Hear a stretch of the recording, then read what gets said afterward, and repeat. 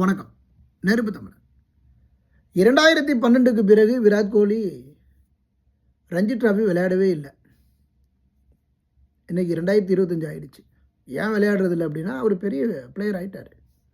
அவர் மாதிரி பிளேயர் யாரும் இல்லை. அவர் கடவுளுக்கு நிகரானவர்.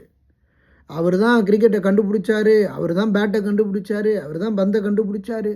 அவர் இல்லாமல் இனிமேல் கிரிக்கெட் இல்லை அப்படிங்கிற ஒரு மனநிலைக்கு எல்லாருமே போயிட்டோம். இது மிகப்பெரிய ஒரு தவறு. நீ எவ்வளோ பெரிய கிரிக்கெட் வீரனாக இருந்தாலும் உன்னை செதுக்குவது உன்னுடைய பயிற்சியும் உள்ளூர் ஆட்டங்கள் மட்டும்தான். அப்படி உள்ளூர் ஆட்டங்களில் கவனம் இல்லாமல் விட்டுட்டார். ஏன்னா ஒரு பெரிய ஸ்டார் கிரிக்கெட் பிளேயராக மாறிட்டார். இதெல்லாம் நியாயமா அப்படின்னு கேட்டிங்கன்னா, கிரிக்கெட்டுக்கு செய்யக்கூடிய மிகப்பெரிய துரோகம்.